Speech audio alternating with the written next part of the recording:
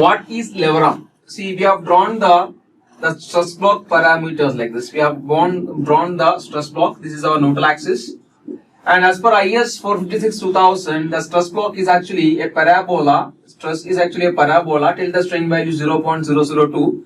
And after that it is uniform till the failure, that is till the strain value 0.0035.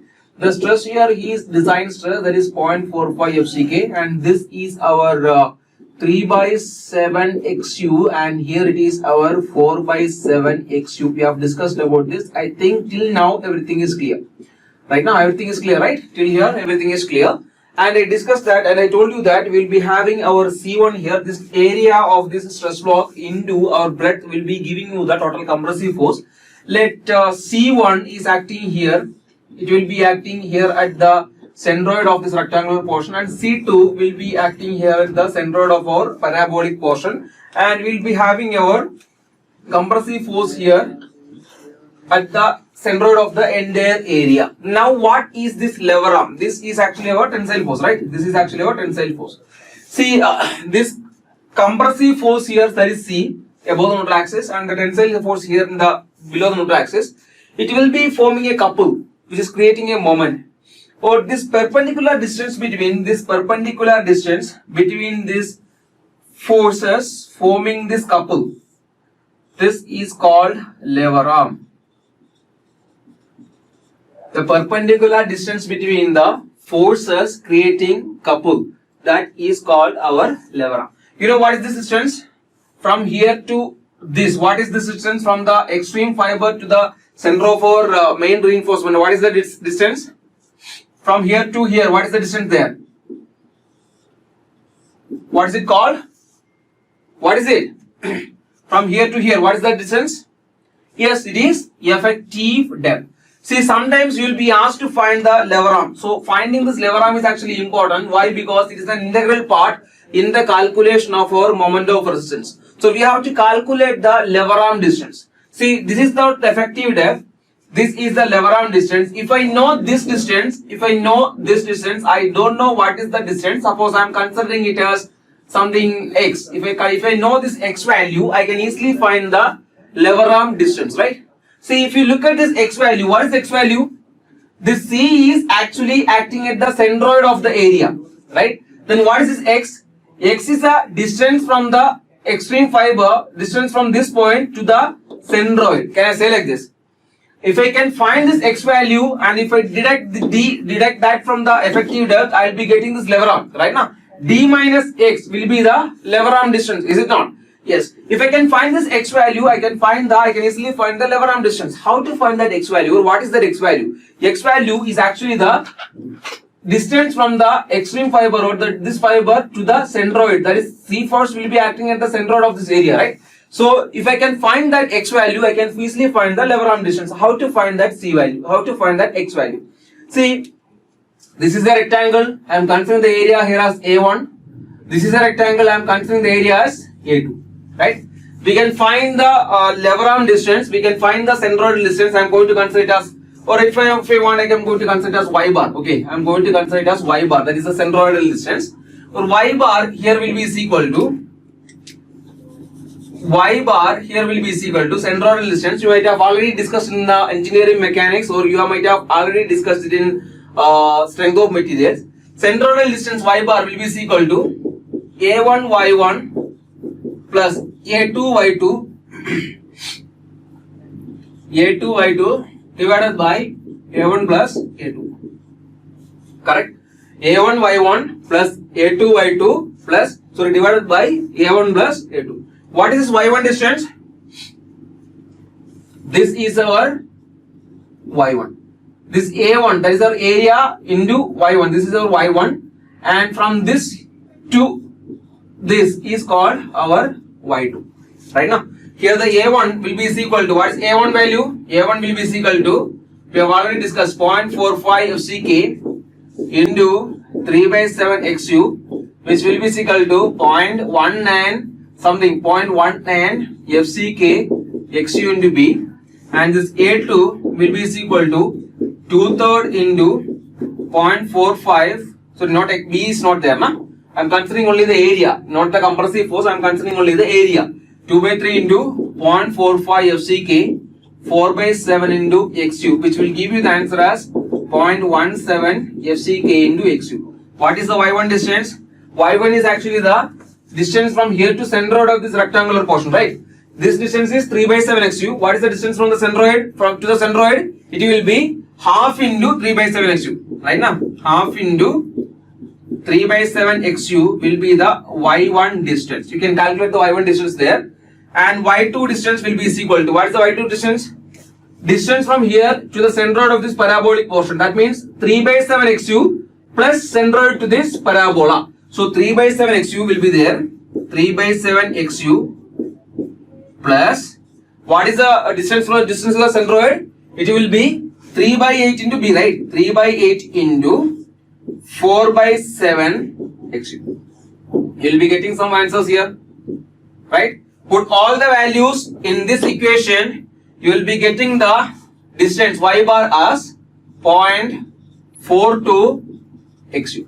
You will be getting this Y bar here as 0.42 XU. Y bar here will be equal to 0.42 XU. Put all the values. What is this A1? 0.19 FCK XU. What is A2? 0.17 FCK XU. And what is this Y1? Tell me the value of Y1, please.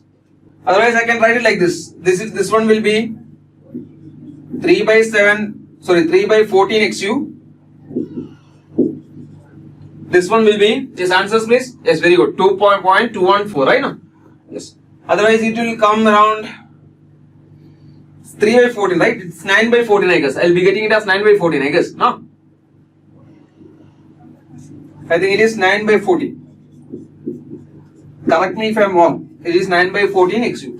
Put all the values, you will be getting the answer here as Y bar is equal to 0.42 XU. But I am not interested in finding the 0.42 XU. I am not interested in finding this distance. I am interested in finding the lever arm. What is the lever arm distance then? Lever arm distance Z bar will be equal to D minus 0.42 XU. Very, very important. D minus 0.42 XU. The lever arm distance will be equal to D minus 0.42 XU. Yes, Varsha. Yes, very good. D minus 0.42 XU. Y bar I obtain it as 0.42 XU. Apply this here. In this equation, you will be getting the answer as D minus 0.42 XU. Right? Please note it down. Lever arm distance will be equal to D minus 0.42 XU. Remember what is lever arm? It is the perpendicular distance between the forces forming the couples. Okay. If the lever arm distance plays a vital role in calculating the moment of resistance of the section. Moment of resistance of the section, you will be getting the moment of resistance, that is moment of resistance or moment resisting capacity, or I am going to call it as MOR, will be equal to force into lever arm.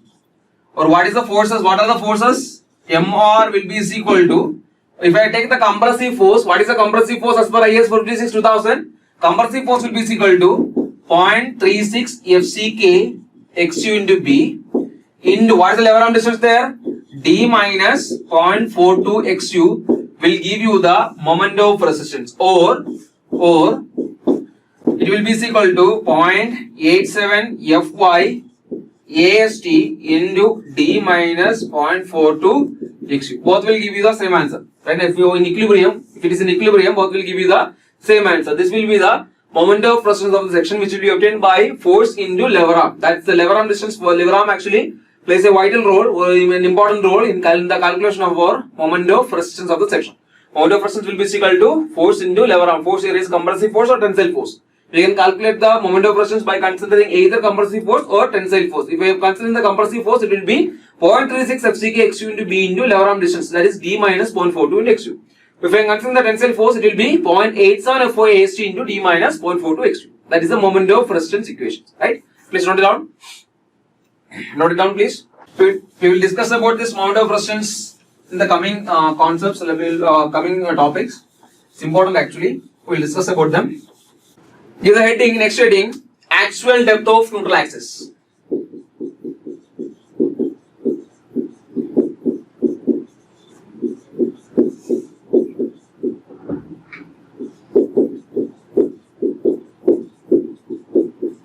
actual depth of neutral axis, or you can say I'm going to denote it as XU or XA, or both will work. Okay, actual depth of neutral axis. See, actually, in order to get the actual depth of neutral axis, nothing you have to do. You have to just equate the compressive forces to equilibrium tensile forces. It is the depth of neutral axis required for the equilibrium of the forces. That is, compressive forces is equal to tensile forces. We already know what is the compressive force. 0.36 FCK XU into B will be equal to tensile force is 0.87 Fy into AST. We are interested in finding what? We are interested in finding this XU value. What is this XU value here? XU value, that is actual depth of neutral axis, will be equal to 0.87 Fy AST divided by 0.36 FCK into B, which will give you the actual depth of neutral axis. Remember from where we are getting this equation. We are getting this equation by considering our compressive force will be equal to tensile forces for equilibrium. For equilibrium, compressive forces must be equal to tensile forces. The compressive force is equal to 0.36 FCK into B, tensile force is equal to 0.87 Fy into AST. From this, actual depth of neutral axis will be equal to 0.87 Fy AST divided by 0.36 FCK into B. Important concept, very very important. It's also important. All the things which we are discussing here is important. Okay, X is equal to 0.87 Fy AST into divided by 0.36 FCK into B. 0.87 Fy AST divided by 0.36 FCK into B. Just by heart this equation. Okay, you have to by heart this equation. 0.87 Fy AST divided by 0.36 FCK into B. Okay, finish it. One question is there. I will discuss that question after discussing the type of sections. Okay, please give the heading type of sections.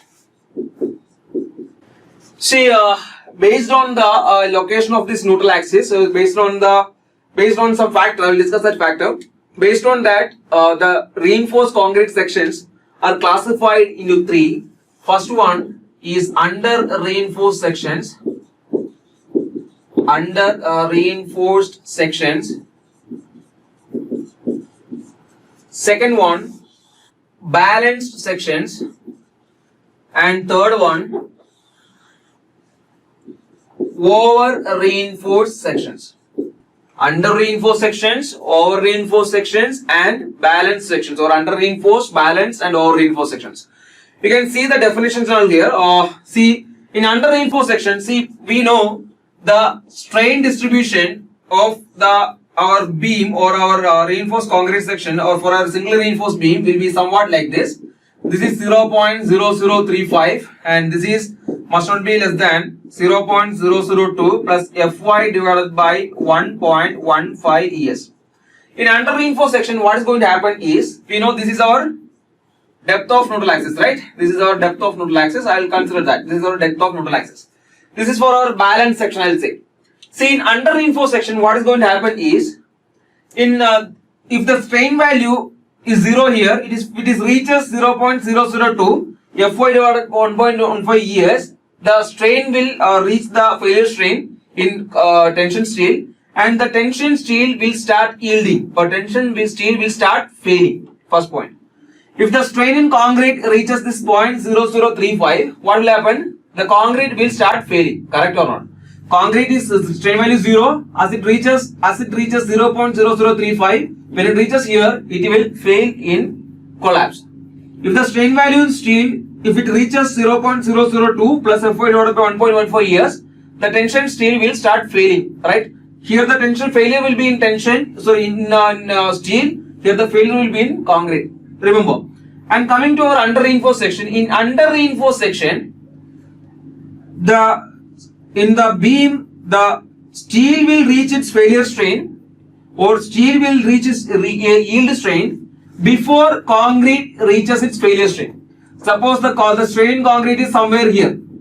Strain in concrete is somewhere here. It has not reached its failure strain, but the strain in steel reaches its yield strain. That case is called our under reinforced section. I will explain more about this. See, if I draw this stress strain curve, you will be getting the stress strain curve will be something like this. This will not be our XU. For under reinforced section, you will be having our XU here. This will be our XU, that is our actual depth of neutral axis. Our actual depth of neutral axis will be lesser.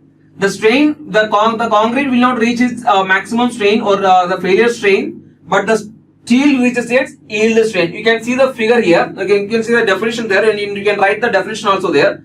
In the reinforced concrete beam, its sections in which the steel reaches its yield strain before the concrete reaches its failure strain are called under reinforced sections. Under reinforced section is actually one of the most important section out of these three. Why? Because all the sections we'll be designing in reality will be our under reinforced sections, or all the sections will be designed as under reinforced sections. Why? Because see, concrete can fail when the strain value reaches 0.0035. This steel can fail when the strain reaches 0.002 plus FY divided by 1.14 years. Here the strain in steel reaches its maximum value. Failure will occur in which section? Steel or in concrete? Failure will occur in which section? Steel or in concrete? Failure will occur in, please answer. Failure will occur in steel.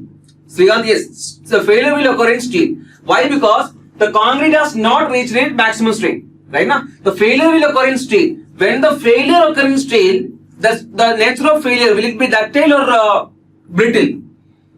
Will it be ductile or brittle? The failure in steel will be ductile in nature. Correct na? The failure in our steel will be ductile in nature. So if it is ductile, if the nature of failure in beam is ductile, we will be getting enough time to notice that okay, this beam is failing.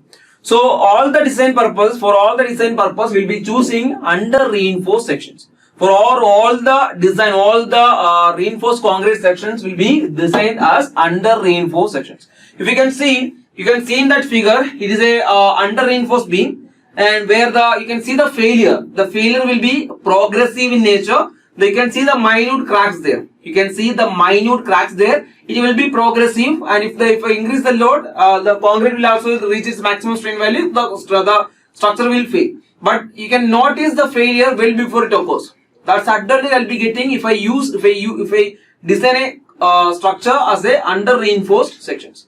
Right now, here the XU value will be less. XU value will be less. I'll come to that. Then coming to balance sections, you can explain what is balance section, right? In balance sections, our strain in concrete or I'll come to this. I'll go with our over reinforced sections. Here our over reinforced sections, if we compare with our under reinforced sections, in over reinforced sections, what will happen? This is the strain in concrete, that is 0.0035. Here the strain value here is 0.002, should not be less than, plus Fy divided by 1.15 years. This is the strain value. In over reinforced section, what will happen is the concrete will reach its maximum strain value. Concrete will reach its maximum strain value before steel reaches its maximum strain value. Concrete reaches its failure strain, that is 0.0035, before steel reaches its maximum strain value, or concrete will fail here. Right now, so this will be our strain diagram for our. One second. This will be our strain diagram. This will be our strain diagram for our over reinforced sections. This will be our strain diagram for our over reinforced sections. This will be our strain diagram. The concrete reaches its maximum strain value before our steel reaches its maximum strain value. Here, the steel reaches its maximum strain value before concrete reaches its maximum strain value, or our 0.00, that is failure strain value. You can see here, you can see in the PPT, there is an over reinforced beam. You can see the failure. What is the nature of failure there? Is it a brittle failure or a ductile failure? Is the failure progressive or sudden? The failure will be sudden. Why? Because the failure will be sudden there. Why? Because the concrete will reach its failure strain well before the steel reaches its yield strain. Right now, so the failure will be there at the concrete. The nature of the concrete is a brittle material. The nature of failure will be sudden. Sudden failure will be there. You will not get enough notification, or you will not get enough idea that the concrete is going to fail. It will be sudden failure will be there. So that's the reason why we will be preferring in all the cases, we'll be preferring under reinforced sections for the design. Now we can just say, what is our balance section? What will be your balance section? In our balance section, if I consider the strain diagram, in balance section, what is the strain diagram? The concrete reaches its failure strain and the steel reaches its yield strain together. The concrete and the steel reaches the concrete reaches its failure strain and the steel reaches its yield strain together. This will be our balanced sections. Here suppose if the depth of neutral axis suppose is XU max, or I am going to call it as XU balanced. If I am calling our the depth of neutral axis required for balanced section is XU balanced, or we can say this XU balance can be denoted as XU limit also, or we can say XU balanced, or I can denote it with letter XU max also. XU max, XU limit, XU balance. All the three terms are same, right? If it is XU max or XU limit or XU balance, I am going to use this term XU max or XU limit. If XU, here the XU will be less than XU max, right or not? Suppose this is the sustain diagram for our balance section, then this will be XU max, this is XU. For a under reinforced section, XU will be less than XU max. For an under reinforced section, XU will be less than XU max. Here for balance sections, XU will be equal to XU max. Now both will be equal. XU will be equal to XU max. Here for our over reinforced section, XU will be greater than XU max. XU will be greater than XU max. That is for our over reinforced section. Remember, no section is designed as a over reinforced section. Why? Because failure will be there in the concrete. The nature of failure will be sudden. If there is an over reinforced beam, if you are getting an over reinforced beam in the section, we will not see here the XU is actually greater than XU max, no? XU is greater than XU max, right? This is our XU max for balance section. Suppose if XU is greater than XU max, what I am going to do is I will limit XU to XU limit. I will limit the XU to XU limit. We will not consider XU greater than XU limit. We will limit the XU to XU limit. So that was our under reinforced sections. That was our balance sections, and that was our over reinforced sections. As I told you, I think you got the connection got disconnected here. Here in under over reinforced section, XU will be greater than XU max. No? So we cannot provide our over reinforced sections for the design. We cannot choose the over reinforced sections for the design. So what I am going to do is I will limit the XU value, that is actual depth of neutral axis, to this critical depth of neutral axis or limiting depth of neutral axis or maximum depth of neutral axis. In the design, I will consider XU equal to XU max. That's what we are going to do. That's I am going to do in the design. Okay. So please, I think you might have noted it down. We are moving further. We have discussed about the under reinforced sections. We have discussed about the balance sections.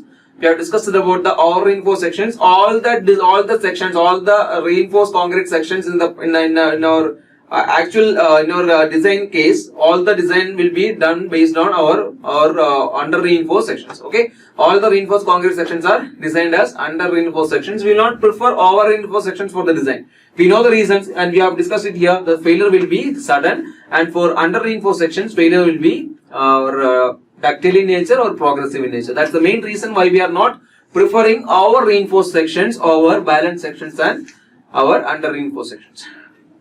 Yes, Rudraj Boyan is saying that XU limit for balance. Yes, Rudraj, XU limit, XU balance, XU max, these things are for our balance sections. If it is an over reinforced section, we will limit our XU to XU limit. In the calculations, I will not consider XU, I will consider XU max for the design. I will limit the actual depth of neutral axis to XU max. Right now, for our reinforced sections. The depth of the neutral axis for the balance section is termed as maximum depth of neutral axis or critical depth of neutral axis or limiting depth of neutral axis or balanced depth of neutral axis. Next one, let's try to find out the maximum depth of neutral axis. So please give the heading XU max or XU limit or XU balanced, or it is called balanced depth of neutral axis, or we can say maximum depth of neutral axis. I am going to write it like this: maximum depth of neutral axis. Maximum depth of neutral axis, or XU max, XU limit, or XU balanced. What is this? If I consider our a rectangular our beam like this. Suppose this is our singly reinforced beam. This is the breadth of the beam. This is the depth of the beam. This is our reinforcement, and we will be having the effective depth here. This is our effective depth, and this is our breadth of the beam. This is the breadth of the beam. Now I am going to consider it as our neutral axis. Suppose this is our neutral axis of the beam, and this will be our strain diagram. We have already discussed about the strain diagram. This will be our strain diagram. Suppose this is our strain diagram. Right now, this is our strain diagram. We will be having a maximum strain value at the tensile reinforcement, and maximum strain value here at the extreme compression fiber, that is 0.0035. Here it should not be less than 0.002 plus Fy divided by 1.15 ES. So this is our strain values. Right now, if I am considering it as a balanced section, if I consider it as a balanced section, this will be our XU limit. This will be our XU limit. If it is XU limit, the remaining distance will be D minus XU limit. D minus XU limit. I am interested in finding this XU limit. I am interested in finding the XU limit. How I can find the XU limit? Use the similar triangle principle. Na? Consider this triangle and consider this triangle. From these two triangles, I can find the XU limit. How? If I consider this triangle 1 and this triangle 2, if I use the similar triangle principle, you can find that 0.0035 divided by XU limit will be equal to 0.002 plus Fy divided by 1.15 ES, the whole divided by D minus XU limit. D minus XU limit. Right now. So what are the unknowns here? The unknowns here, or the variables here, is depth will vary and Fy will vary. That is the yield strength of the steel will vary. Fy will vary and depth of the reinforcement, so depth of the beam will vary. If I use Fe 250 grade steel, you will get XU limit here as 0.53D. We will be getting the XU limit, or the limiting moment of limiting value of our depth of neutral axis, or the neutral axis depth, or the depth of neutral axis for our balance section, limiting section will be equal to 0.43D. And for our Fe 415 grade steel, XU limit will be equal to 0.48D. Will be equal to 0.48D. And for our Fe 500 grade steel, XU limit value will be equal to 0.46D. You can see in this equation, directly, XU limit we have to find out. XU limit is also there. We don't know unknown. The unknowns here is the depth and Fy value. Fy value will vary with respect to the grade of steel, right? For Fe 250 grade steel, that is mild steel bar, Fy will be 250 Newton per mm square. If I use that value here, that is 250 Newton per mm square here, ES value we already know. What is that ES value? 2 into 10 power 5 Newton per mm square. Use these two values in this equation, you will be getting the XU limit as 0.53D. You can try it out. Okay, fine. Apply the value of Fy there, ES there. You can find XU max value will be equal to 0.53D. And for Fe 415 grade steel, XU max will be equal to 0.48D. And for Fe 500 grade steel, XU max will be equal to 0.46D. Remember, you have to remember these two equations.